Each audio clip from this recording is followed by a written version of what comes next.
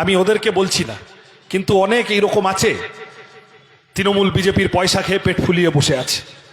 আমরা তো জানি কোথায় কোন পোর্টাল, কোন চ্যানেল, কোন খবরের কাগজ, কার সাথে কোন হোটেলে বিজেপির লোকেরা মিটিং করে, কার সাথে কোন হোটেলে তৃণমূলের লোকেরা মিটিং করে, করে বলে যে আচ্ছা এই নে এখন আগামী 1 মাস আমাদের হয়ে কথা বলবি, এত কিছু দিলাম, অত কিছু দিলাম, এসব সব জানে সবাই।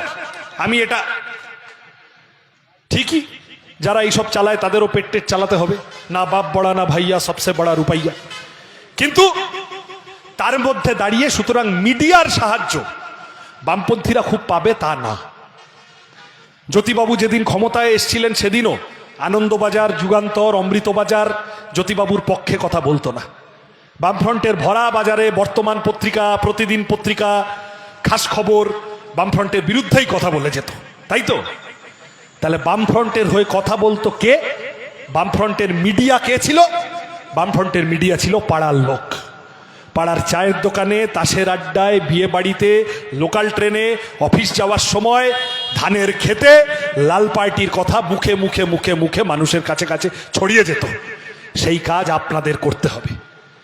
রুজি রুটির কথা কাস্তে হাতুড়ি ছাড়া কে বলছে? এই দেখছেন কালকে না পরশু পশ্চিমবাংলার একটা নামকরা টিভি চ্যানেল সন্ধ্যাবেলা একজন কমেডিয়ানকে এনেছিল তাদের আলোচনায়, দেখেছেন? সন্ধ্যাবেলা একজন কমেডিয়ানকে এনেছিল তাদের আলোচনায়, সিরিয়াস রাজনীতির আলোচনায় একজন কমেডিয়ানকে এনেছিল, আপনাদের জেলারই ছেলে, খুব ভালো ছেলে সে। তা সে বলতে উঠে বলল যে আসলে রাজনীতিটা তো ছ্যাবলামি হয়ে গেছে, তাই সরাসরি ছ্যাবলামি করার জন্য আমাকে ডেকেছেন ওনারা। ঠিকই তো কথাটা, রাজনীতিটা তো ছ্যাবলামি হয়ে গেছে। আরে ভোটে প্রার্থী হয়েছে, সে সেলুনে গিয়ে নাপিতের থেকে খুর কেড়ে নিয়ে পাবলিকের দাড়ি কামিয়ে দিচ্ছে।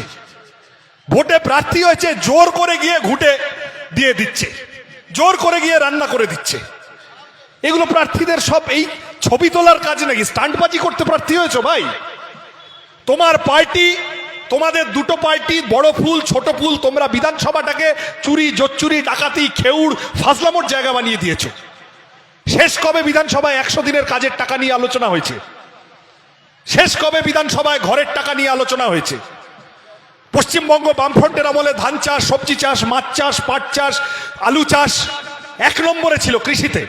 এখন এই রাজ্যে কৃষকরা আত্মহত্যা করে। শেষ কবে বিধানসভায় এটা নিয়ে আলোচনা হয়েছে?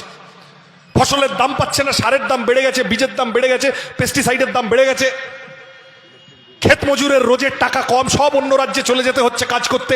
2 মাস 3 মাসের বেশি কাজ নেই ক্ষেত মজুরের, অন্য রাজ্যে যাচ্ছে আর বাংলা ভাষায় কথা বলার জন্য মার খাচ্ছে আমাদের ঘরের ছেলেপুলেরা।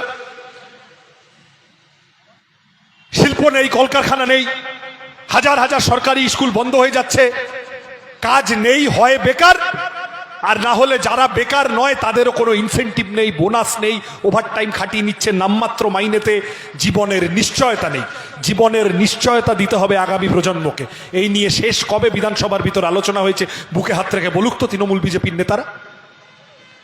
রাজনীতিটা ছ্যাবলামোর জায়গা নয়, এরা রাজনীতিটাকে ছ্যাবলামোর জায়গা বানিয়ে দিয়েছে।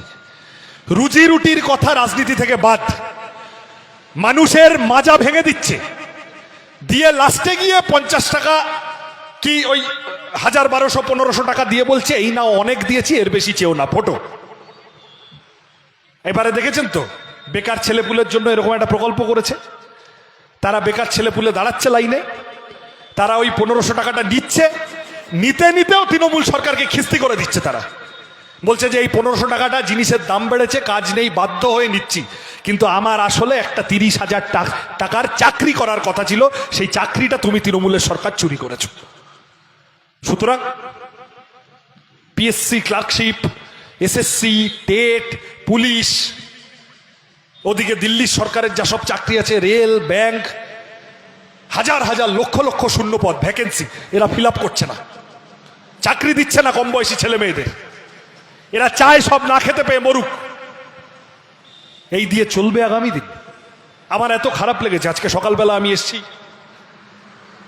একটা জায়গায়, কালভার্টের কাছে, সিভিক ভলান্টিয়ার ছেলে, একটা সকালবেলার মিটিংয়ে আসছিলাম, আমাকে আটকেছে আমাদের গাড়ি দেখে, তারপর আমাকে চিনতে পেরেছে, চিনতে পেরে আমার হাতটা ধরে বলছে, দাদা আমরা সিভিক ভলান্টিয়াররা 10,000 10,500 টাকা, এই 9,000 ছিল, এখন 10,500 করে গত 4-5 বছর, এর বেশি পাচ্ছি না, আমাদের মাইনে বাড়ছে না, এই টাকায় চলছে না, একটু আমাদের কথা বলবেন। এ তো তৃণমূল সরকারের কাজ পাওয়া ছেলে। এই সিভিক ভলান্টিয়ারদের সিপিএম যখন মিছিল করে তখন এই সিভিক ভলান্টিয়ারদের লেলিয়ে দেয় সিপিএম এর লোকেদের উপর লাঠি চালানোর জন্য। এই বিরোধী বাম তৃণমূল আমলে এই করতে গিয়ে জেলে গেছে, মার খেয়েছে নিরঞ্জন সিংহরা। তো এই সিভিক ভলান্টিয়ার তারও মনের মধ্যে ক্ষোভ, রাগ, তৃণমূল যা করছে এই দিয়ে চলছে না। তাহলে বিধানসভার ভিতরে গেলে নিরঞ্জন সিংহরা বলবেন এই কথাটা যে 1500 টাকায় আজকের দিনে কিছু হয় না, ওইটাকে 3,000 টাকা করো, 4,000 টাকা করো, 5,000 টাকা করো। মা কাকিমাদের যে টাকাটা দিচ্ছ, বেকার ভাই বোনেদের যে টাকাটা দিচ্ছ, ওই টাকাটা বাড়াতে হবে। আর চুরি ডাকাতির টাকা গলায় হাত ঢুকিয়ে বার করে দুর্নীতির টাকা আবার যাতে স্কুল, কলেজ, রাস্তাঘাট, জল, আলো, কল, হেলথ সেন্টার, তার বন্দোবস্ত হয়, সামগ্রিক উন্নয়ন হয়, বামপন্থীরা দেখবে। মানুষের জীবন জীবিকার, politicians are suppose to be public servant. আমরা মানুষের কাজ করার জন্য রাজনীতি করতে এসেছি। মন্দির মসজিদ নিজের জায়গায়, ধর্ম, জাত, ভাষা এগুলো নিজের জায়গায়, আর বেঁচে থাকার লড়াইটা মানুষের আর একটু সহজ করার জন্য আমরা রাজনীতি করতে এসেছি। তৃণমূল, বিজেপি এই সহজ কথাটা ভুলিয়ে দিচ্ছে, আমরা বামপন্থীরা এই কথাটা বাংলায় রাজনীতিতে মনে করিয়ে দিতে চাই। এবং সেই কারণে নিরঞ্জন দার মতো মানুষকে